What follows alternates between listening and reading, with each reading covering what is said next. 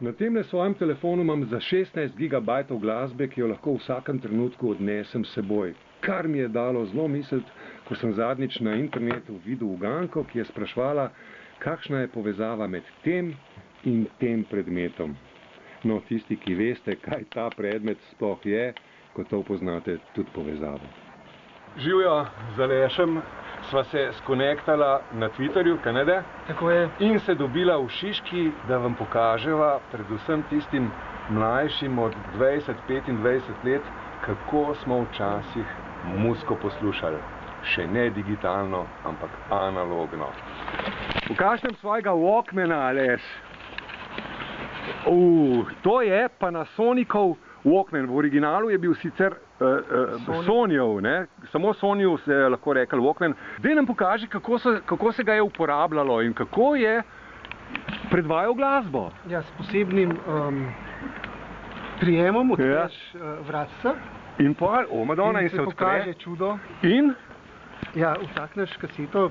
Zdaj, če si imel slabši Walkman, ni znal sam obračati.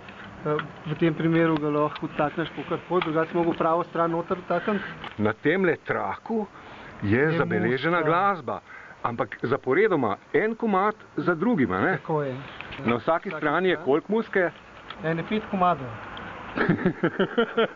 In zdaj slušalke v ušesa. In kaj vse zmore zdaj tale Walkman? Nič drugega kot play. Pritisnem play, ne, takole, in zdaj on igra glasbo. Igra glasbo. Še ne igra glasbe, ker se še ni prevrtel do komada. Še enkrat, čakaj. Zdaj morava prevrteti, ker je kaseta na konc, jo morava prevrteti nazaj. In če si hotel slišati prav določen komad, si moral narediti kaj? Vedeti, kje približno je. Ja, boljši so imeli obrate gor. Dobro, recimo zdaj sva nekje na sredini in zdaj čarobno slišiš glasbo. Je kakšen dober komad. Pev na bom. A si kdaj uporabljal tole? Sem.